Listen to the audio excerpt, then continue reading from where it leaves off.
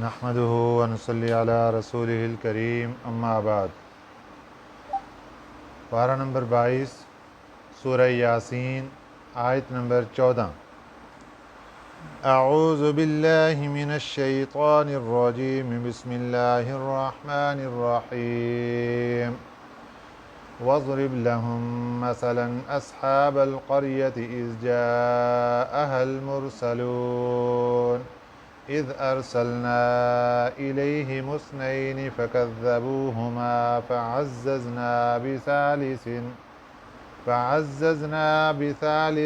فقالوا انا الیکم مرسلون قالوا ما انتم الا بشر مثلنا وما انزل الرحمن من شيء ان انتم الا تكذبون صدق اللہ العظیم۔ قرآن پاک ہماری ہدایت اور رہنمائی کے لیے نازل کیا گیا۔ اللہ تعالیٰ نے اس میں انسانیت کی ہدایت اور رہنمائی کے لیے مختلف انداز اور مختلف طریقے اختیار فرمائے۔ کبھی اللہ تعالیٰ نے پیار بھرے انداز میں انسان کو سمجھایا،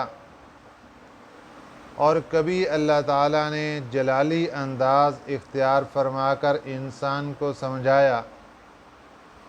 کبھی حکم ارشاد فرمایا، کبھی مثالیں ذکر کر کے انسان کو سمجھایا، تو کبھی گزشتہ واقعات کو انسان کے سامنے رکھ کر انسان کو سمجھایا۔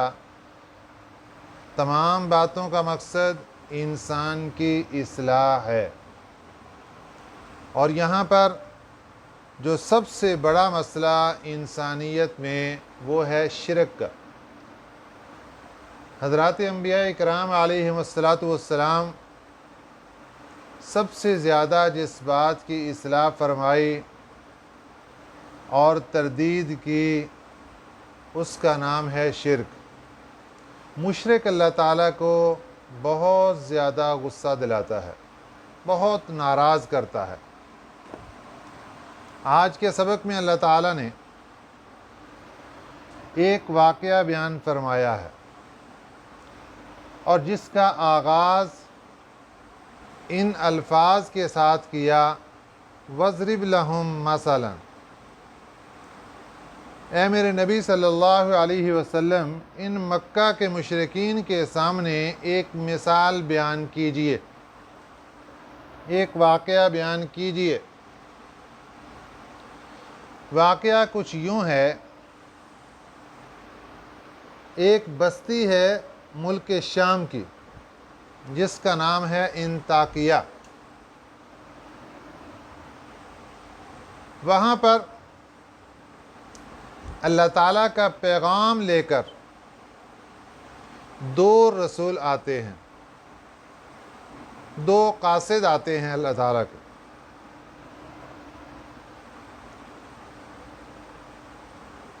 لوگوں نے ان کی باتوں کو جھٹلا دیا،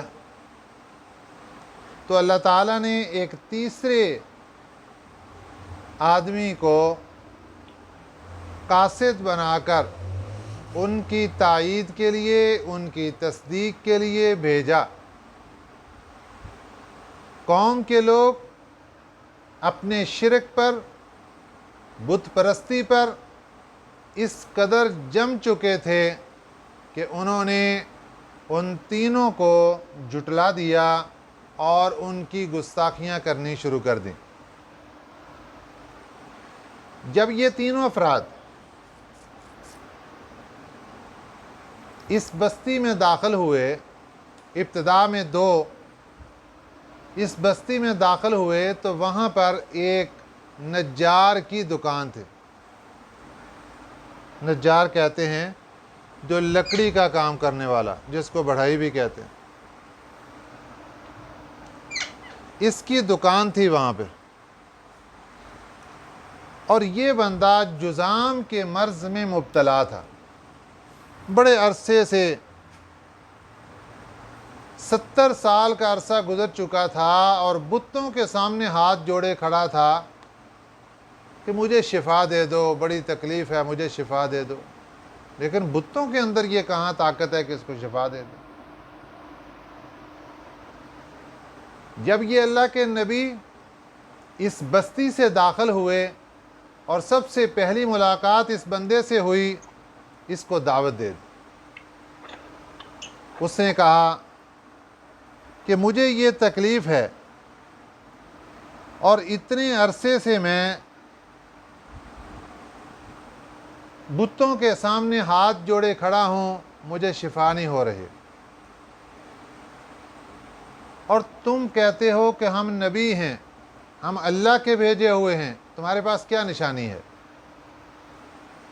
انہوں نے کہا ہمارے پاس نشانی یہ ہے کہ ہم دعا کریں گے اور اللہ سے امید ہے کہ اللہ آپ کو شفا دے دیں گے. کو کتنی دیر میں؟ ایک ہی دن میں اللہ شفا دے دیں گے. 70 سال مجھے گزر گئے اور انہوں نے مجھے کچھ نہیں دیا، اور اللہ مجھے کیسے ایک دن کے اندر شفا دے دیں گے؟ اللہ کی ذات کی پہچان نہیں تھی دل میں، اس لیے یہ بات کر دی. انہوں نے کہا کہ ہمارا اللہ قادر ہے، طاقت والا ہے، قدرت والا ہے، وہ کر سکتا ہے. ٹھیک ہے، اگر وہ کر سکتا ہے تو میں اس کی ذات پر ایمان لاتا ہوں. ایمان لے آئے. انہوں نے دعا کی، اللہ تعالیٰ نے اس کو شفا عطا فرما دی. اس کا ایمان اور پختہ ہو گیا. اس نے اللہ کی عبادت کرنی شروع کر دی، اور اس قدر اللہ کی عبادت کرنی شروع کر دی کہ بہت کم وقت میں وہ اللہ تعالیٰ کے ہاں ایک ولایت کے مرتبے پر فائز ہو گیا. اللہ کا ولی بن گیا، پکا دوست بن گیا. اور دوسرا، اس نے اپنی روٹین یہ بنا لی کہ وہ دن بھر میں جتنا کماتا اس میں سے آدھا اپنے پاس اور گھر والوں کے لیے خرچ کرتا اور آدھا اللہ کے راستے میں خرچ کر دیا کرتا تھا. یہ اللہ کو بڑا محبوب بندہ بن گیا. جب یہ انبیاء علیہ السلام کی جماعت لوگوں کو دعوت دیتے دیتے دیتے دیتے آگے اس مقام پر پہنچے جہاں پر لوگوں نے ان کو پریشان کرنا شروع کر دیا، بجائے اس کے کہ ان کی بات مانتے، ان کے خلاف طرح طرح کی باتیں کرنی شروع کر دی اور ان کو ستانا شروع کر دیا اور بدتمیزیاں شروع کر دیں. اور کیا باتیں کہنے لگے؟ سب سے پہلی بات، تم تو ہماری طرح انسان ہو، ہم تمہاری بات کیوں مانیں گے؟ دوسری بات، اللہ نے تمہارے اوپر کوئی پیغام نازل نہیں کیا، نہ کوئی کتاب اتاری ہے، نہ کوئی پیغام، نہ کوئی حکم دیا ہے، تم جھوٹ بول رہے ہو. اور اگلی بات اس سے بھی خطرناک، جب سے تم آئے ہو ہماری اس بستی میں نحوست پڑ گئی ہے، نعوذ باللہ من ذالک.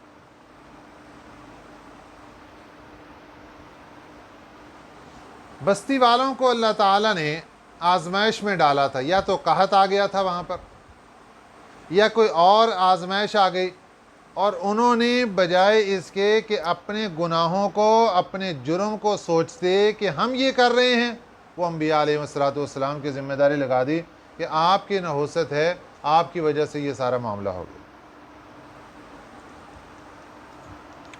اور ایک تفسیر یہ ہے کہ چونکہ انبیاء علیہ السلام نے دعوت کا آغاز کیا اور ان کی دعوت پر لوگوں کے اندر تفریق پیدا ہو گئی، کچھ ماننے والے، کچھ نہ ماننے والے، کچھ انکار کرنے والے، تو آپس میں گھروں کے اندر بات چیت شروع ہو گئی.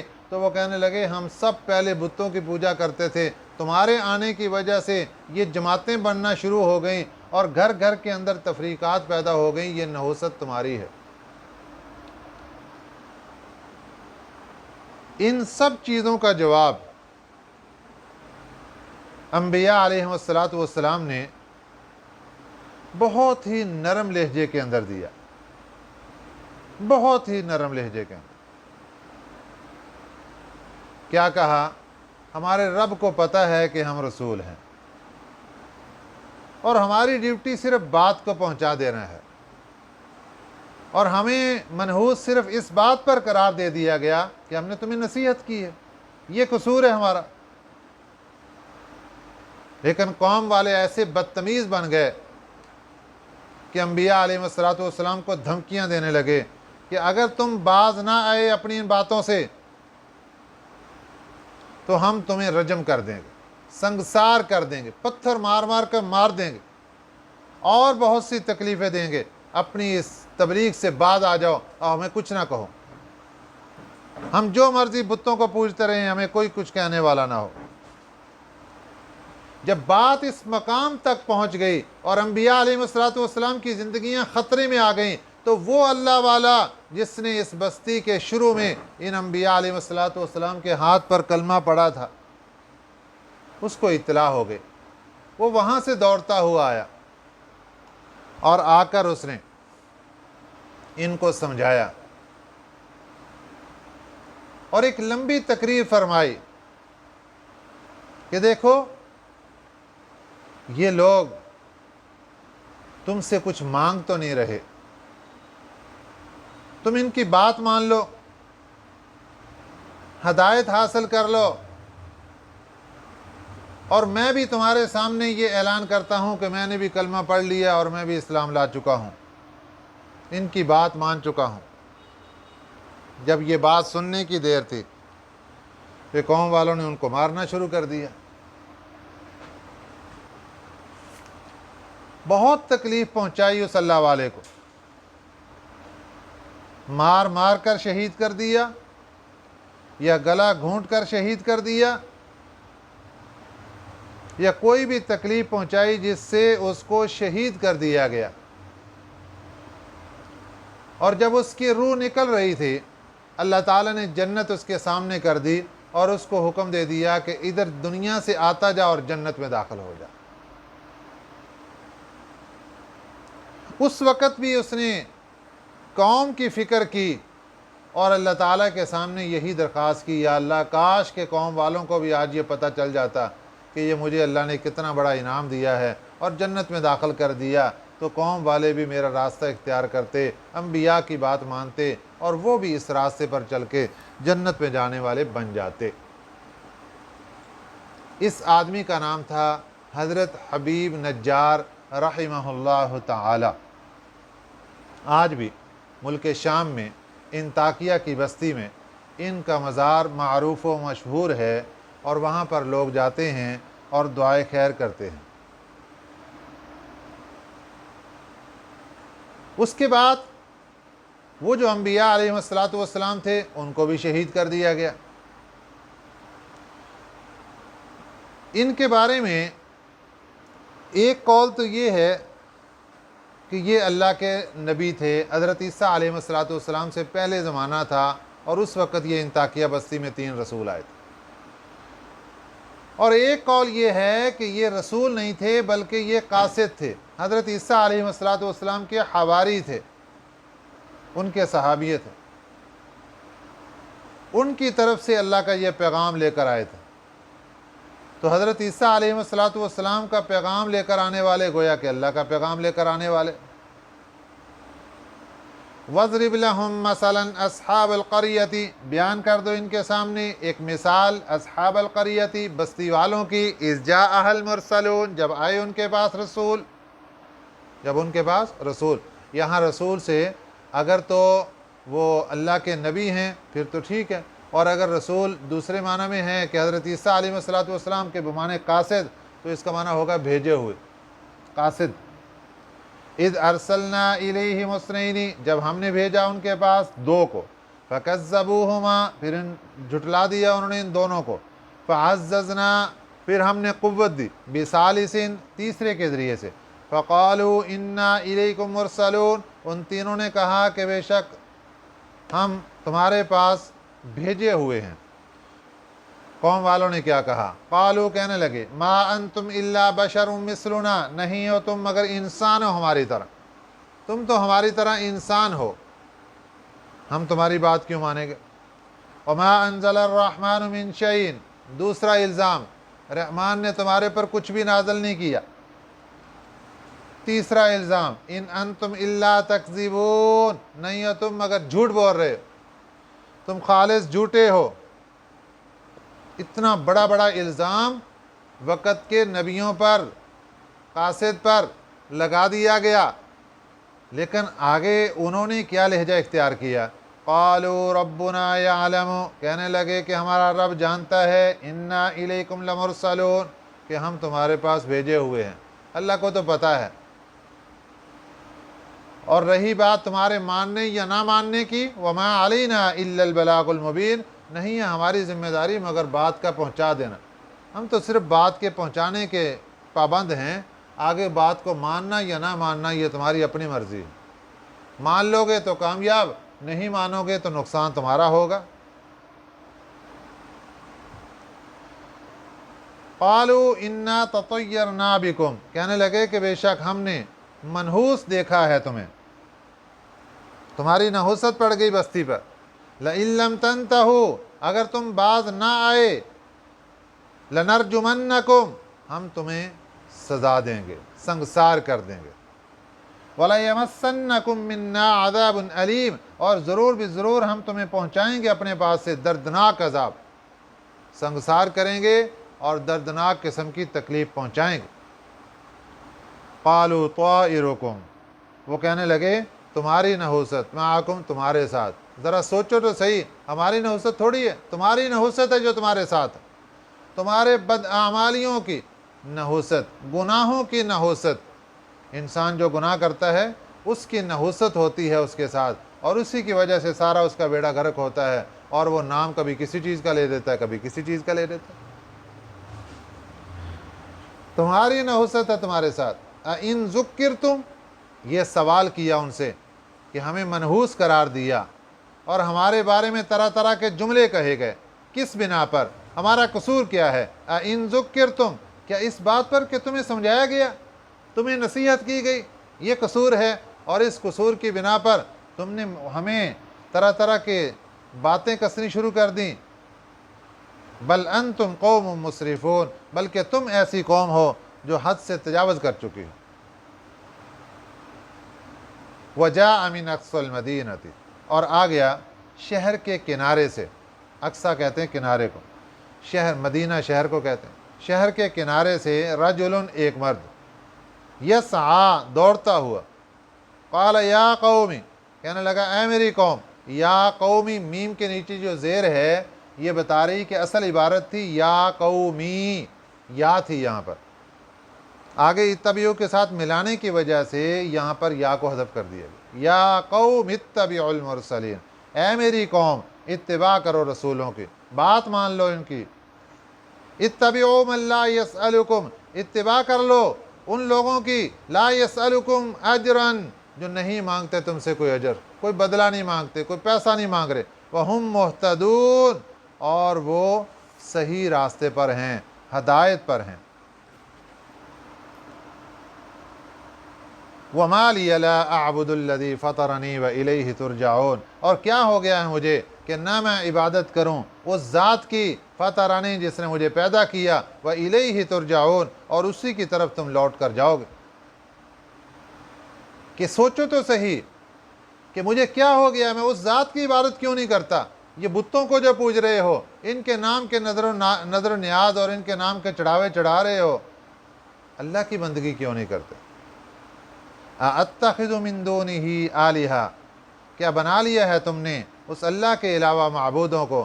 اِن يُرِدْنِ الرَّحْمَنُ بِضُرٍّ، اگر چاہے رحمان، بِضُرٍّ، کوئی تکلیف دینا، لَا تُغْنِ عَنِّي شَفَاعَتُهُمْ شَيْئًا، نہیں کام آئے گی مجھے، شفاعتہم، ان کی شفاعت، شیئن، کچھ بھی۔